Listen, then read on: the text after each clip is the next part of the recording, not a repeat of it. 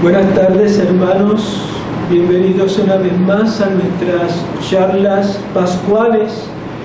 Desde aquí, desde el santuario de Schoenstatt, de la Madre Tres Veces Admirable, Reina Victoriosa de Schoenstatt, su santuario Magnificat Patris, de los esclavos de la Eucaristía y de María Virgen. Estamos, por lo tanto, en este compartir dentro de este tiempo pascual, haciéndonos eco de la palabra de Dios, de todo el misterio de las apariciones de Jesús resucitado, que durante estos días vamos meditando, estudiando, haciendo una comprensión espiritual de misterio tan profundo y tan grande de nuestra fe. Pero como siempre tenemos que pedir las luces del Espíritu Santo para que Él dirija nuestro corazón a la búsqueda de los tesoros que están escondidos en la palabra de Dios. Son tantos que nuestra mente jamás es capaz de abarcar tanta riqueza espiritual. Siempre recibimos por el Espíritu chispazos de luz que están ahí como piedras preciosas escondidos dentro de la palabra del Señor. Y es bueno que, por lo tanto, todos nosotros siempre miremos la palabra de Dios como un gran tesoro.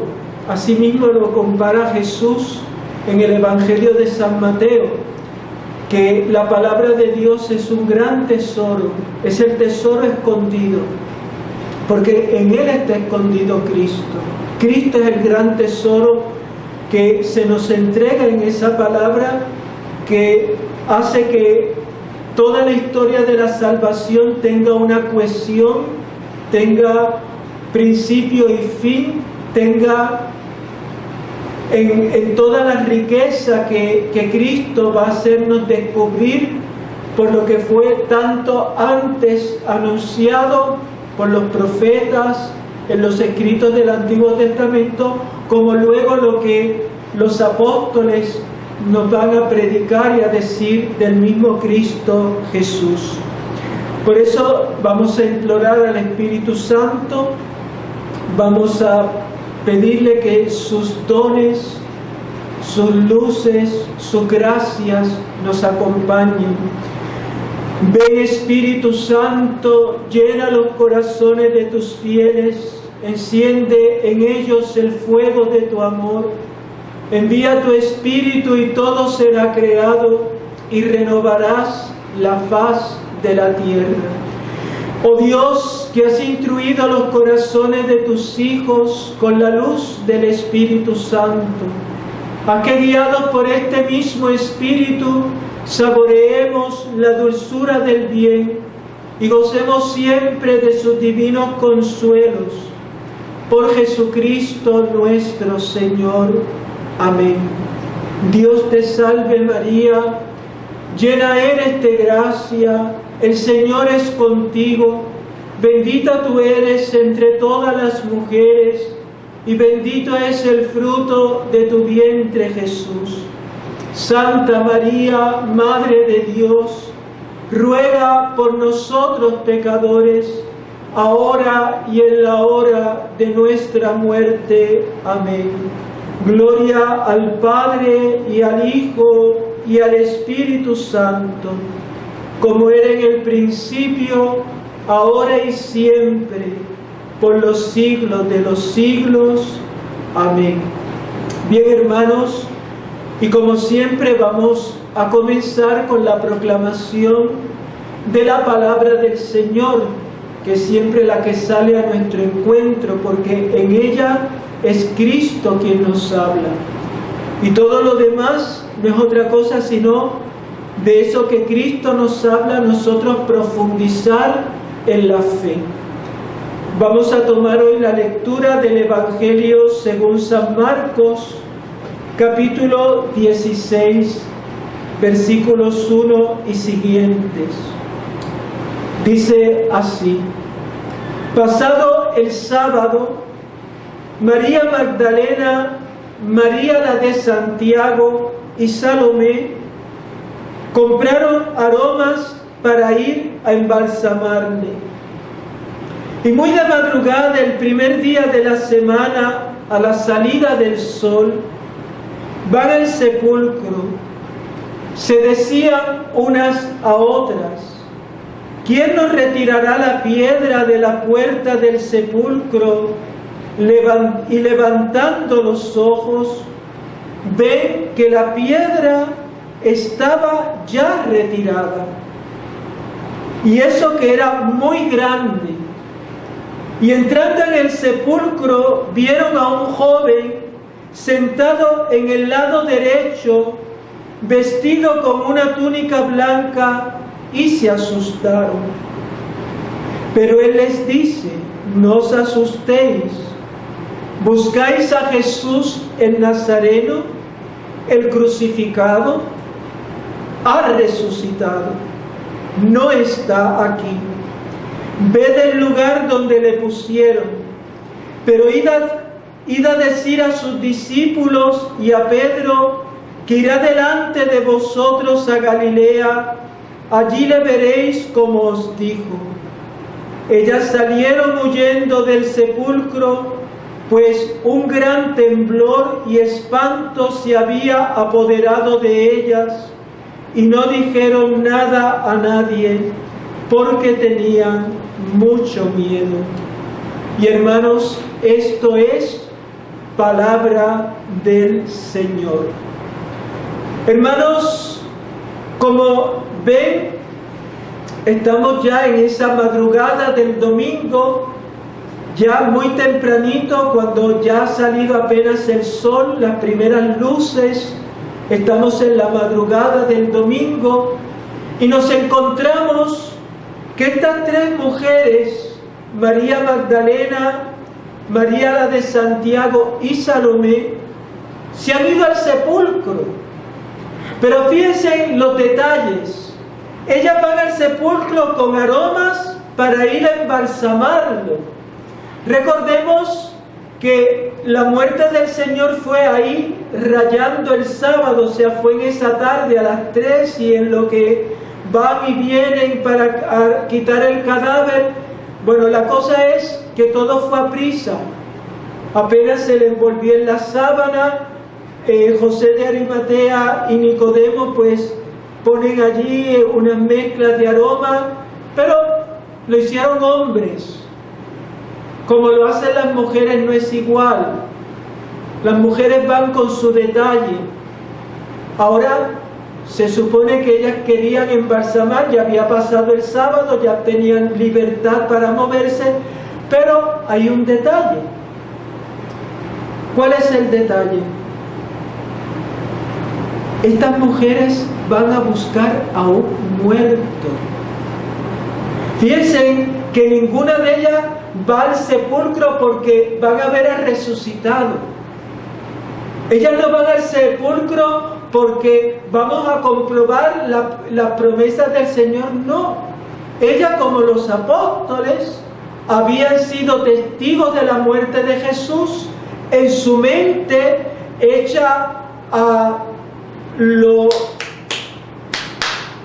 fáctico, es decir, a lo que se toca, a lo que se palpa, a lo que ellas han tenido por experiencia, pues la muerte era la realidad que ellas vieron en el Señor. Lo amaban, sí, pero fíjense que en ningún momento hay en ellas atisbos de fe, de que va a resucitar. No, pues van ya con la certeza de que van a honrar a su amado Señor, a Jesús, pero hasta ahí. Es un detalle que es bien importante recalcar. ¿Para qué? Para que lo que ocurre después podamos entenderlo en la perspectiva en que ellas lo vivieron, que fue la sorpresa. Fíjense que ellas van preguntándose quién les va a mover la piedra, porque era muy grande. No es una piedra, es una piedra grande para tapar la entrada de un sepulcro. O sea, por lo menos esa piedra tiene 1 o 2 metros de alto. Es una cosa grande. ¿Quién le iba a mover la piedra? Pero para sorpresa de ellas, dice el texto que ya la piedra estaba retirada. Y ahí es donde hace el detalle. Y eso, que era muy grande. Es decir, que ellas son conscientes de que nadie la podía mover. Además, nosotros ya vimos en la reflexión pasada cómo esa piedra había sido sellada. Por lo tanto, los sellos, si se rompían, significaba que alguien había violado ese lugar y se había llevado el cuerpo del Señor. Por otro lado, había una guardia que había sido expresamente puesta allí por los sumos sacerdotes, por el Sanedrín, por los fariseos, que ellos fueron los primeros que anunciaron la resurrección, curiosamente, porque remitiéndose a las palabras del Señor, cosa que no habían hecho los apóstoles hasta ese momento, ellos sin embargo habían puesto la guardia porque ese embaucador que para ellos era Cristo había dicho que él iba a resucitar, para que nadie pudiera decir que él había resucitado de entre los muertos. Y lo que ellos no esperaban es que iban a ser instrumentos de Dios para que el milagro de la resurrección tuviera el peso que tiene para nosotros, que ciertamente no lo tuvo para ellos. Por lo tanto, María Magdalena y la otra María se preguntan lo del sepulcro tal, y se encuentran que la tumba está vacía. Ahora la pregunta es, ¿quién movió la piedra? ¿Quién movió la piedra? Y ahí yo quisiera que nos fuéramos. Yo les he dicho que los evangelistas no nos van a dar todos los detalles con exhaustividad, sino que cada evangelista nos va a componer el relato conforme al auditorio que va a ser destinatario de ese evangelio, pero también de aquello que cada uno de los evangelistas quiere resaltar en su exposición, en su anuncio. Recuerden que los evangelistas, como los apóstoles, son hombres que van a presentar un querigma, un anuncio solemne de salvación, que Cristo ha muerto y resucitado. Eso es lo específico, el centro. Pero para ir a encontrar detalles tenemos que explicar. Y vámonos al capítulo 28 para que veamos cómo podemos contestar esa pregunta. ¿Quién movió la piedra? Vamos a ver ahora el relato, cómo nos lo cuenta San Mateo. Dice, pasado el sábado, en eso igual, al alborear el primer día de la semana, igual que en Marcos, María Magdalena y la otra María fueron a ver el sepulcro. Entonces fíjense, dice lo mismo, no entra en el detalle que iban a embalsamar, dice, y fueron a ver el sepulcro. ¿Ven? Ya hay un detalle que obvia San Mateo, pero hay otro detalle. Menciona solo a María Magdalena y la otra María. Marcos nos dice que era María la de Santiago y Salomé, pero aquí generaliza, le pone la otra María.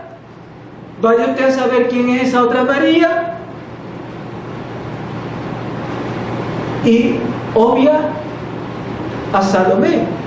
Quiere decir que no fue María la de Santiago y Salomé? No, vuelvo. Cada evangelista resalta. Pero fíjense que las dos tradiciones coinciden que una de ellas es María Magdalena. Y que había otra María. En este caso no nombra ni especifica, Marco lo hace. Entonces dice, de pronto se produjo un gran temblor, terremoto, pues el ángel del Señor bajó del cielo y acercándose hizo rodar la piedra y se sentó encima de ella. Su aspecto era como el relámpago y sus vestidos blancos como la nieve. Hay unos detalles aquí que no nos lo dice ningún otro evangelista. ¿Por qué? Yo les dije hace poquito, creo que fue en la última o penúltima clase, que San Mateo va a escribir a una comunidad donde sus oyentes, los receptores de su evangelio, es una comunidad compuesta mayoritariamente de personas judías, hebreas. Y por lo tanto, tienen una mentalidad formada en las categorías teológicas del Antiguo Testamento. Y ustedes me van a decir, ¿y qué tiene que ver esto, padre, con lo que estamos viendo? Pues que San Mateo, por eso va a hablar de el ángel del Señor, o el ángel que en el Antiguo Testamento se llamaba el ángel de Yahvé. ¡Ay! ¿Qué tiene que ver eso? Importantísimo. Porque ya con esto San Mateo nos está hablando de la resurrección, por lo menos en este aspecto, como una teofanía. ¿Qué es una teofanía? Una manifestación de Dios. El ángel de Yahvé, el ángel de Dios, es el mismo Dios. Es una manera que en el Antiguo Testamento se usa para expresar que es Dios mismo quien está interviniendo en esa acción. Y ustedes dirán, wow, padre. Entonces no fue un ángel. Sí, hubieron ángeles. Lo testifican. Va a haber una manifestación angélica. Lo vimos en el Evangelio ahora de San Marcos. Lo vamos a ver en el Evangelio de San Juan, en el Evangelio de San Lucas. Hay ángeles. Pero cuando Mateo resalta que quien mueve la piedra es el ángel de Yahvé, está diciendo que ese momento de la resurrección no es un momento donde un ángel, criatura de Dios, es el que interviene, sino Dios mismo. Y esto es lo que luego nos va a decir la predicación de la iglesia, cuando un San Pablo, por ejemplo, en 1 Corintios 6:14 nos dice: y Dios, que resucitó al Señor, nos resucitará también a nosotros mediante su poder. ¿Ven? Mediante su poder. Por lo tanto, ¿qué es lo que se está mostrando con esa categoría del ángel del Señor, del ángel de Yahvé? Que es Dios mismo, con su poder. Por eso dice que bajó del cielo y tomó directamente acción en ese proceso de la resurrección. Por lo tanto, estamos ante algo que Jesús ya había dicho en el Evangelio de San Juan: el Padre me glorificará. Lo pueden ver, por ejemplo, en Juan 17:1 o en Juan 8:54. Cuando dice, el Padre me glorificará. Por lo tanto, la acción de la resurrección Es un momento donde el Padre, con el acto de la resurrección, levanta a Cristo de entre los muertos y con su poder, como su autoridad de Padre, glorifica a su Hijo. Por lo tanto, el Padre interviene en ese proceso. Entonces, fíjense en el detalle, el ángel de Yahvé. Y luego dice que se produjo un terremoto. ¿Por qué? Porque donde está la presencia de Dios, todo en la naturaleza se estremece ante la majestad de Dios. Eso es el lenguaje bíblico.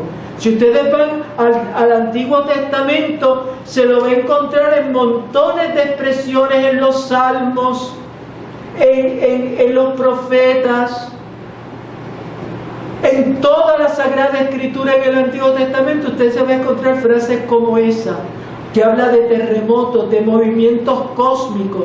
¿Por qué? Porque es Dios que se muestra en majestad, Dios que obra con poder, y aún la naturaleza recibe esa manifestación.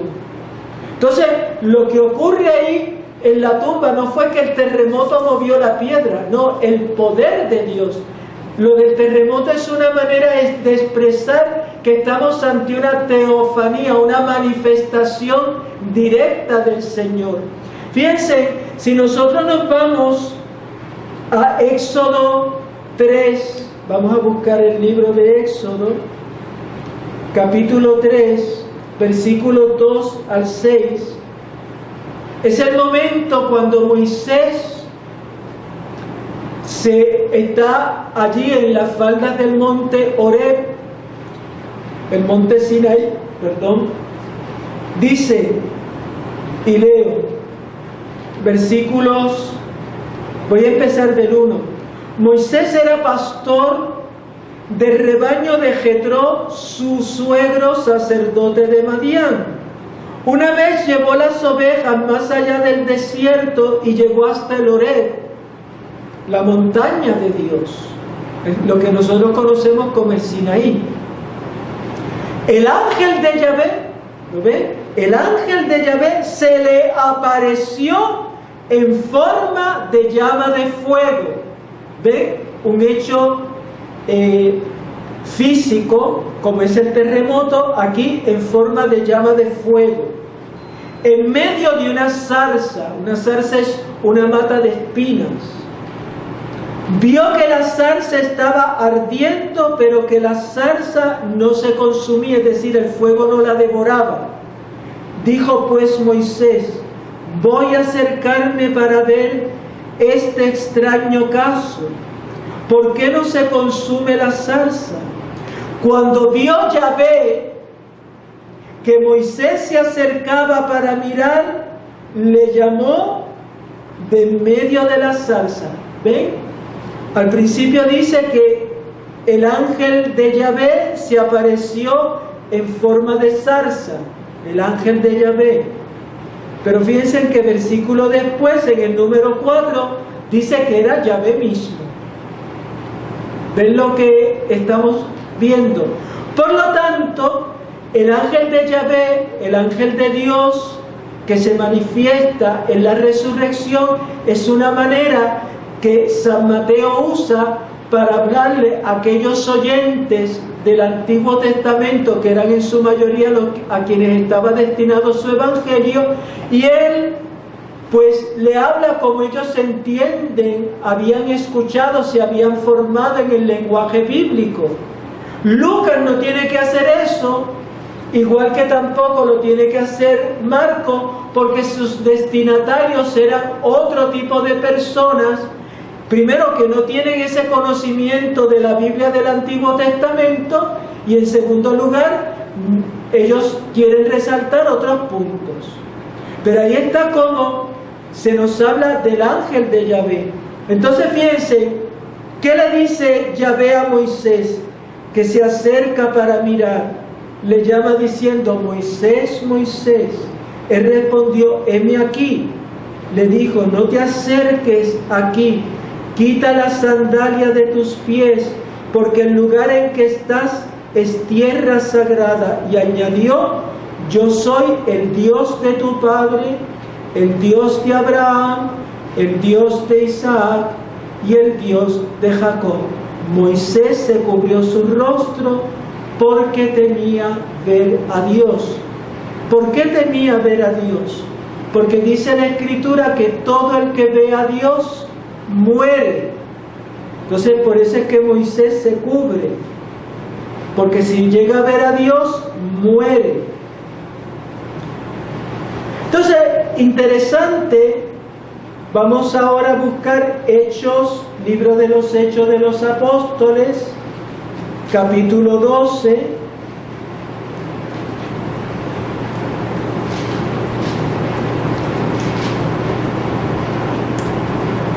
Versículo 7. Capítulo 12, versículo 7. Cuando ya Herodes le iba a presentar aquella misma noche, estaba Pedro durmiendo entre dos soldados atados con dos cadenas. También había ante la puerta unos centinelas custodiando la cárcel, igual que había unos guardias delante de la piedra del sepulcro. De pronto se presentó el ángel del Señor. ¿Lo ven? Y la celda se llenó de luz. Le dijo el ángel a Pedro, le dio el ángel a Pedro en el costado, le despertó y le dijo: levántate aprisa. Y cayeron las cadenas de sus manos. Le dijo el ángel: cíñete y cálzate las sandalias. Así lo hizo. Añadió: ponte el manto y sígueme. Y salió siguiéndole. No acababa de darse cuenta de que era verdad cuando hacía el ángel, sino que se figuraba que era una visión. Pasaron la primera y segunda guardia y llegaron a la puerta de hierro que daba a la ciudad. Esta se les abrió por sí misma, salieron y anduvieron hasta el final de una calle, y de pronto el ángel le dejó. Y Pedro volvió en sí y dijo: ahora me doy cuenta realmente de que el Señor, ya no dice el ángel, el Señor ha enviado su ángel y me ha arrancado de las manos de Herodes y de todo lo que esperaba el pueblo de los judíos. Entonces fíjense cómo la intervención directa de Dios en el proceso de la resurrección, que es un lenguaje que, como hemos visto, hermanos, tenemos que entender con toda la reminiscencia del Antiguo Testamento. Por lo tanto, cuando dice que el ángel del Señor bajó del cielo, es el mismo Dios que remueve la piedra. Y decir remover la piedra es no solo quitar los sellos, no es solo aquello. Y ustedes diréis: no puertas, ¿por qué no se despertaron? Fíjense que aquí también habían guardias y no se despiertan, porque Dios está haciendo una obra donde Él está interviniendo y no necesita que los guardias estén ahí. Están ahí, pero no necesita que intervengan. Dios está obrando con majestad y poder. Y esto es maravilloso, hermanos, maravilloso. Pero asimismo, fíjense que hay un detalle en Mateo capítulo 28, versículo 4, ¿verdad? ¿Qué pasó con los guardias? ¿Qué pasó con los guardias? Dice Mateo 8:4: los guardias, atemorizados ante él, se pusieron a temblar y quedaron como muertos. Por lo tanto, los guardias ven lo que está pasando, escuchan por el terremoto, ¿verdad? Ya hemos dicho que esa manifestación en ese lugar de ese temblor. Todo eso, los guardias atemorizados ante él. ¿Ante quién? Ante el ángel de Yahvé, ante Dios mismo que está allí resucitando a Cristo, se pusieron a temblar y se quedaron como muertos. ¿Por qué pone eso? Porque recordemos, el que ve a Dios muere. Eso es algo que está muy presente en el Antiguo Testamento. Por eso ellos quedaron como muertos. Por eso usa esa frase. Quiere decir que los guardias van a ser testigos de que allí, ¿qué fue lo que ocurrió? Que allí no vino nadie a robar el cuerpo. Que aquello fue algo totalmente sobrenatural. Que allí no fue nadie, un grupo con palos a que ellos se fueran. No, ellos fueron testigos. ¿Y qué hicieron los guardias? Dice, se fueron a Jerusalén a contar a los sumos sacerdotes todo lo que había pasado. Entonces fíjense, mientras algunos de los guardias fueron a la ciudad a contar a los sumos sacerdotes todo lo que había pasado. Recordemos que habían dos clases de soldados, romanos y soldados judíos. Por eso dice, algunos de los guardias, los que pertenecían a los sumos sacerdotes, los que estaban directamente al servicio del templo, que habían estado allí, los otros pues se fueron allá, al otro lado. Con los romanos. Fueron a la ciudad a contar a los sumos sacerdotes todo lo que había pasado.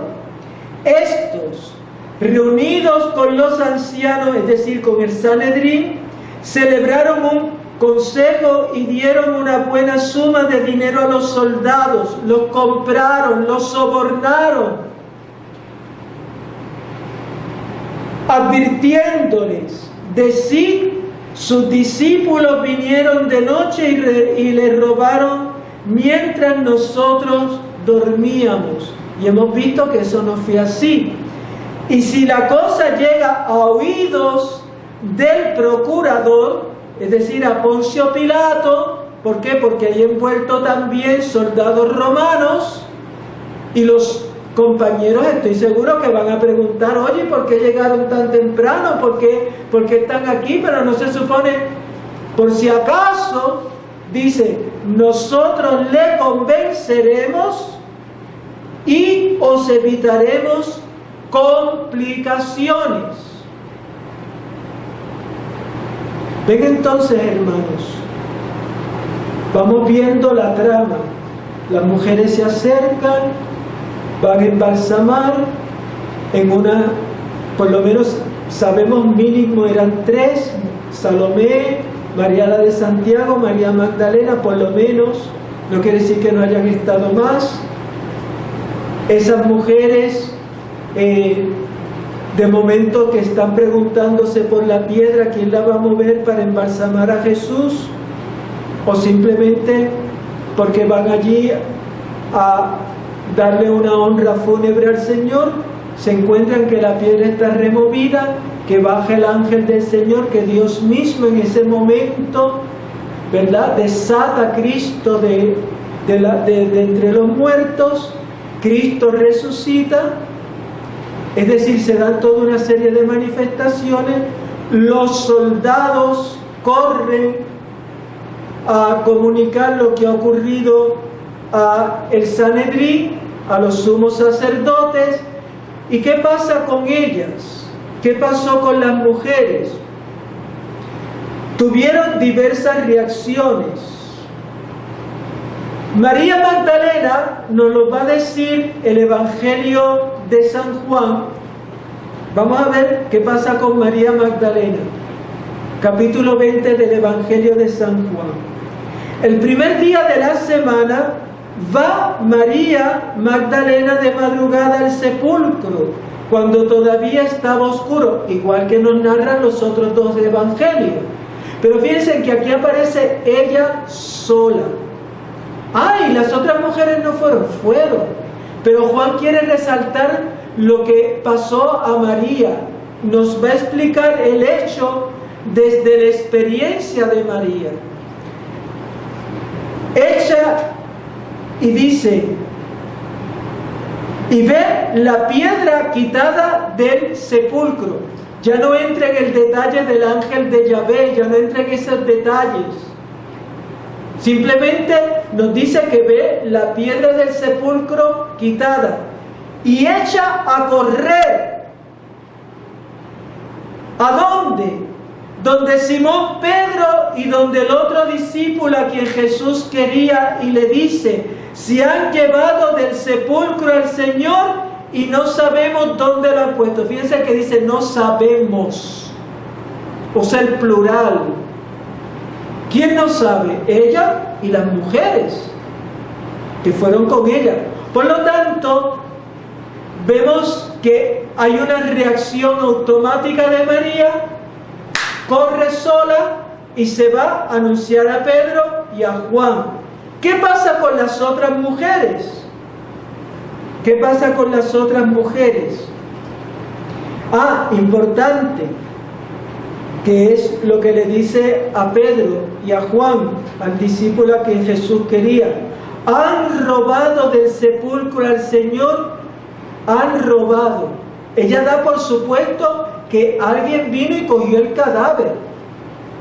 ¿Ven que todavía no hay experiencia de resurrección? No hay esa mentalidad ni aún para las mujeres. O sea, que no nos extrañe que los apóstoles menos aún. Hombres al fin que son más tercos, más testarudos, menos aún. O sea, aquí nadie esperaba que Cristo resucitara. La sorpresa viene por el sepulcro vacío, por la experiencia que tuvieron de los ángeles o del ángel de Yahvé. ¿Qué pasa? Mientras María fue a avisar a Pedro y a Juan, dice que el ángel se dirigió a las mujeres, no especifica quiénes, y les dice, vosotras no temáis, pues sé que buscáis a Jesús el crucificado, no está aquí, ha resucitado como lo había dicho.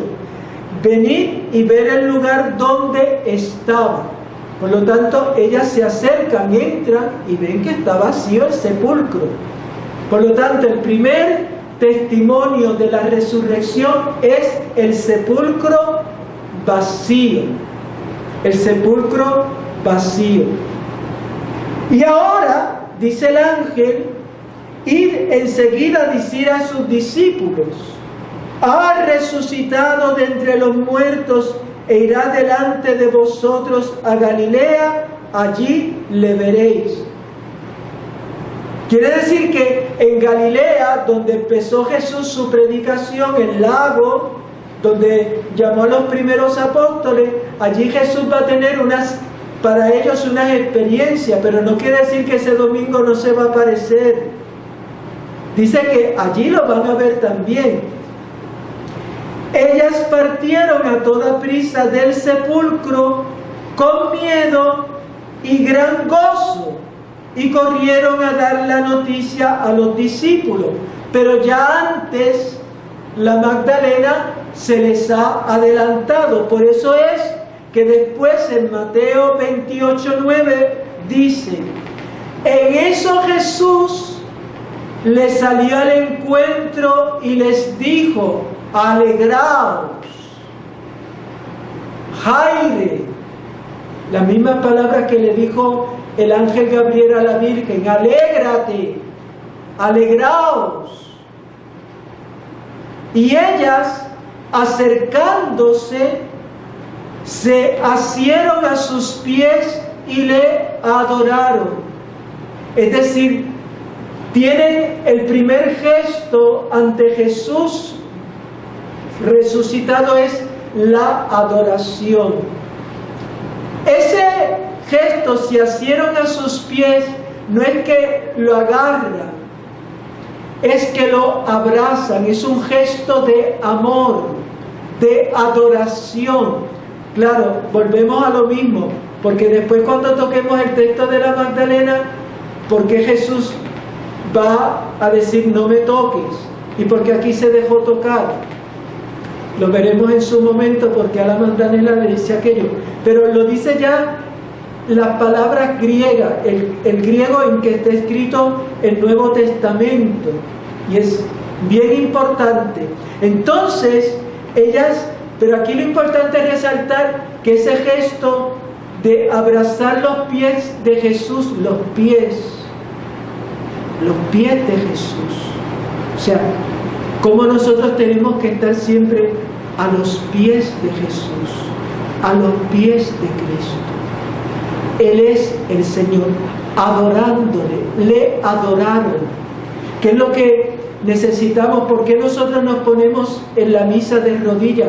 Porque estamos en un acto de adoración. ¿Por qué los santos y muchos papas han recomendado, como Benedicto XVI, recibir la Eucaristía de rodillas? Porque estamos ante el Señor en un acto de adoración.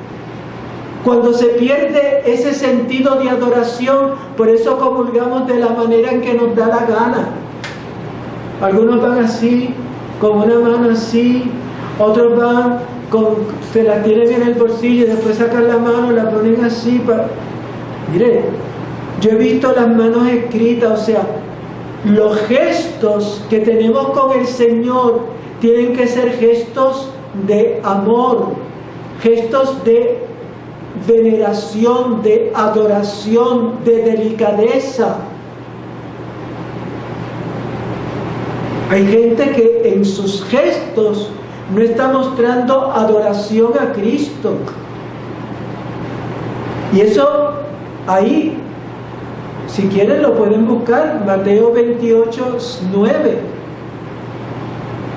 Y ellas, acercándose, se asieron, abrazaron sus pies y le adoraron. Entonces les dice Jesús: no temáis, id y avisad a mis hermanos que vayan a Galilea, que allí me verán. Pero no quiere decir que no se les va a aparecer antes, que vayan. Es como si Jesús estuviera allí y ya veremos qué va a pasar en Galilea con los apóstoles. Pero para que ustedes vean detalles de lo que ocurre esa mañana de resurrección. Por lo tanto, hay otros detalles. Fíjense cuando vamos a Marcos 16:5. Dice: y entrando en el sepulcro, como nos dice Mateo, vieron a un joven sentado en el lado derecho, vestido con una túnica blanca, y se asustaron. ¿Ven? Ya Marcos ya no habla del ángel de Yahvé, ya está hablando de otros ángeles. Dice que era una apariencia de joven, que tenía vestiduras blancas. Aquí el ángel de Yahvé, sus vestiduras eran resplandecientes, ¿verdad? Eran resplandecientes, que eran como el relámpago, y sus vestidos blancos como la nieve. Aquí nos dice que estaba vestido de blanco, que estaba sentado allí a la derecha, incluso da unas indicaciones. Recordemos cómo eran las tumbas, que antes había una antesala, hablamos el otro día de eso, y luego estaba el lugar propio del enterramiento, donde se ponía el cadáver. Pues ahí estaba ese ángel. Luego, San Lucas nos va a decir, nos va a dar otro detalle. Lucas 24, déjame buscarlo con la Biblia. Lucas 24:4. que también nos narra el primer día de la semana, muy de mañana, igual, fueron al sepulcro llevando los aromas que habían preparado. Vuelve otra vez los aromas. Pero encontraron que la piedra había sido retirada del sepulcro. Y entraron, pero no hallaron el cuerpo del Señor. Entraron. No sabían qué pensar de esto cuando se presentó ante ella 2 hombres con vestidos resplandecientes. Piensen que ya aquí habla de uno, porque es el que va a hablar, aquí habla de 2. Por lo tanto, lo importante es ver que cada una va a tener experiencias angélicas, experiencias de ángeles.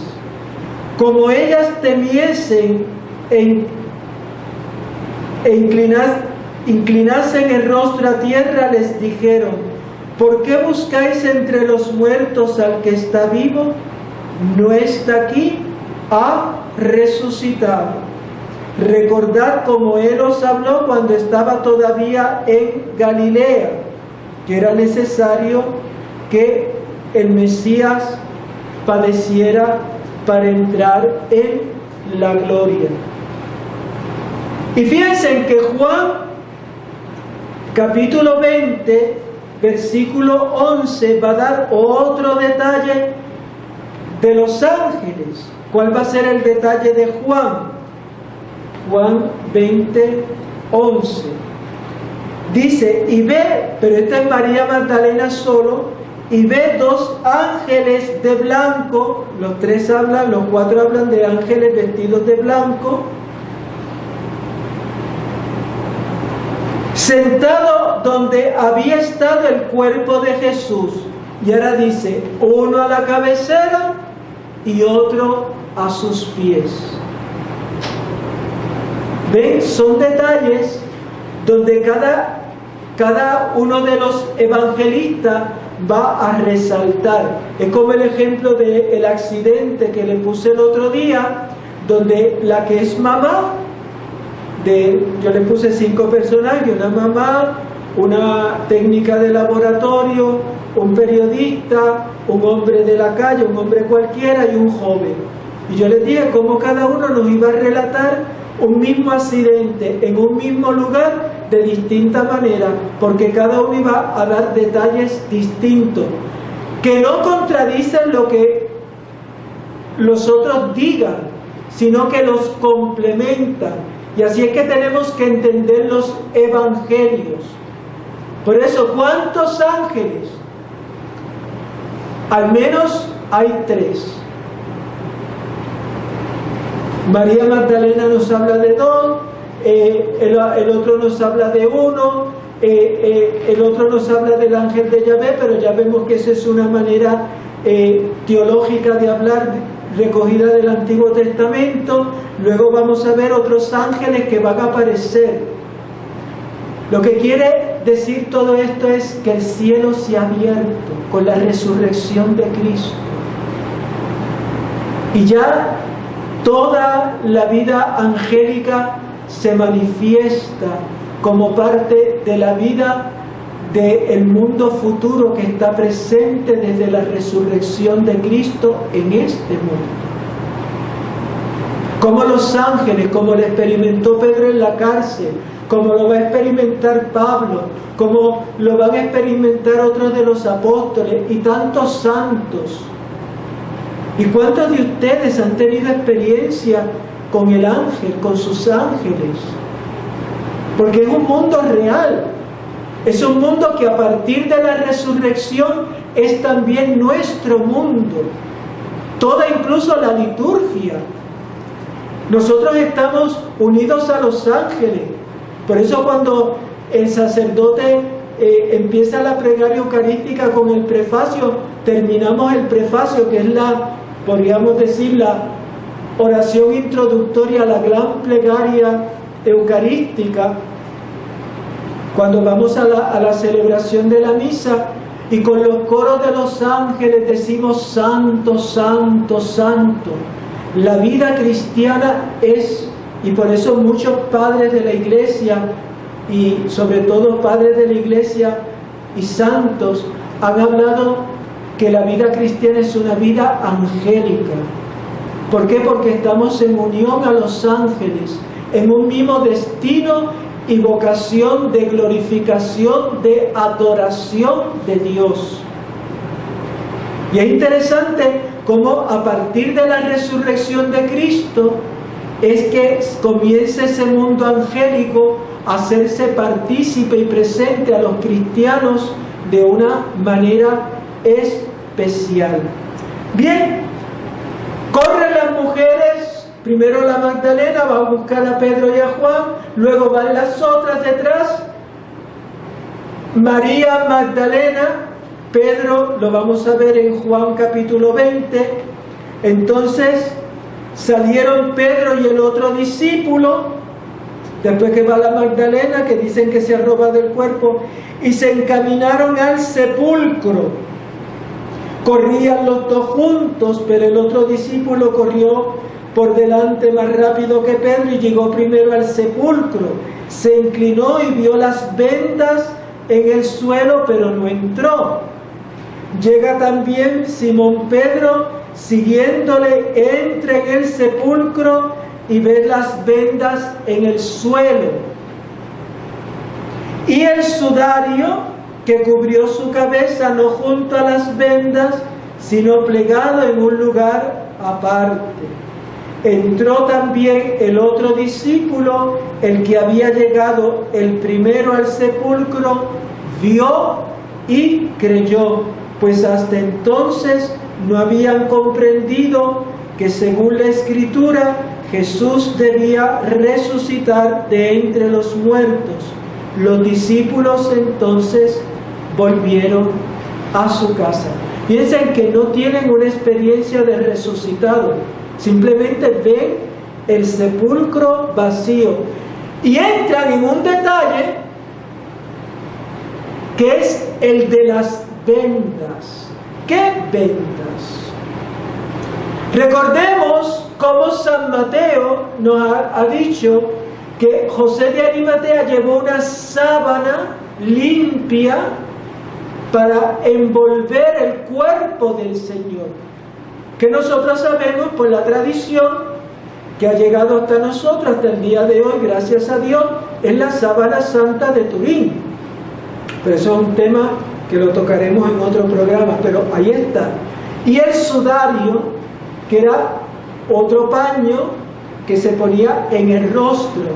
Y como eso, hay un detalle de amor, está doblado en un sitio aparte.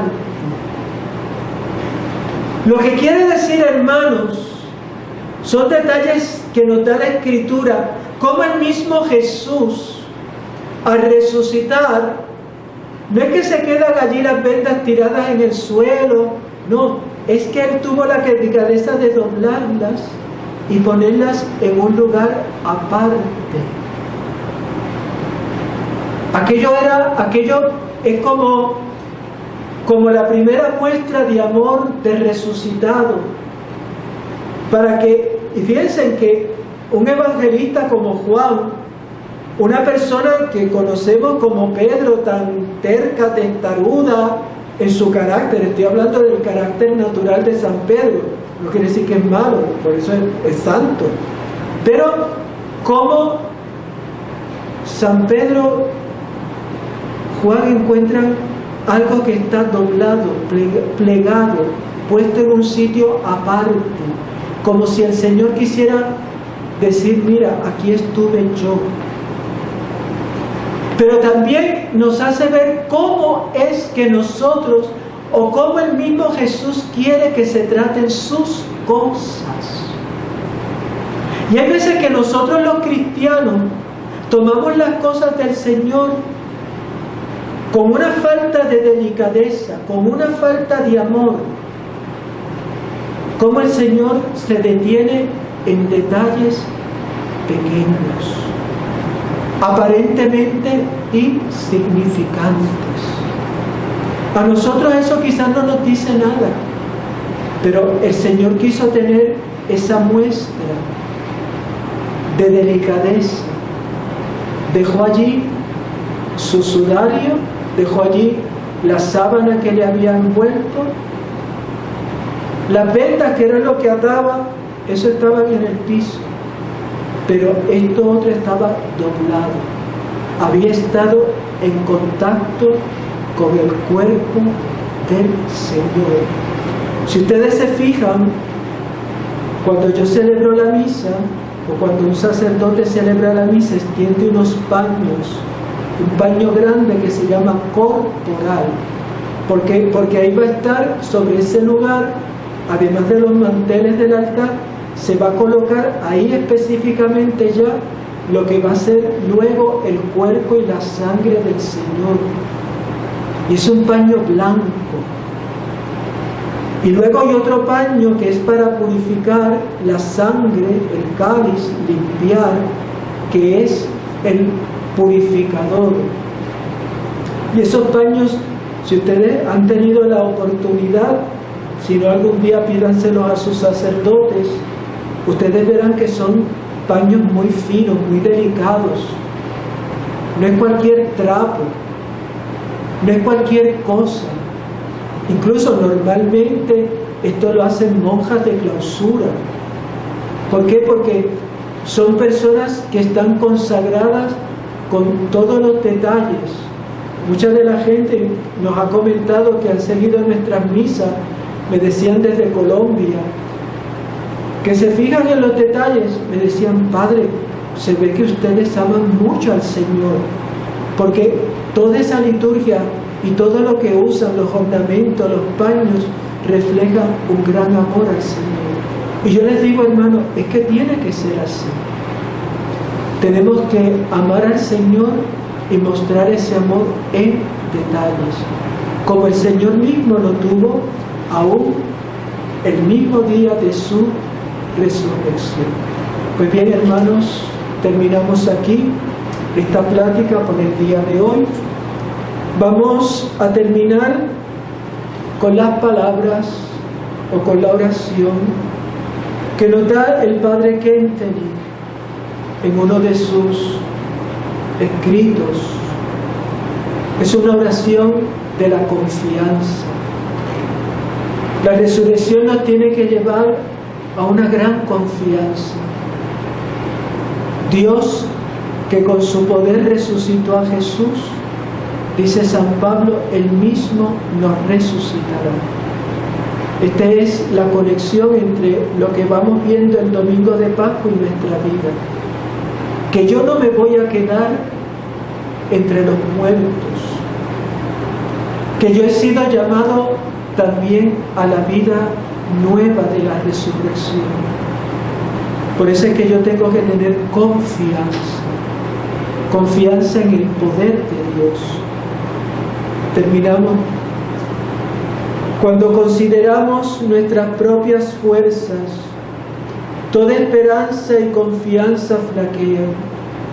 Madre, a ti extendemos las manos e imploramos abundantes dones de tu amor. Aún en las tormentas y en los peligros, guardarás fidelidad perenne a la alianza que sellaste con nosotros y que con tantas gracias tú has bendecido. Tú nos enviarás las vocaciones que con nosotros se consagren al servicio de tu reino. Nos darás trabajos y copiosas bendiciones, y a nuestra impotencia unirás tu inmenso poder. El Señor les bendiga y la Santísima Virgen les acompañe.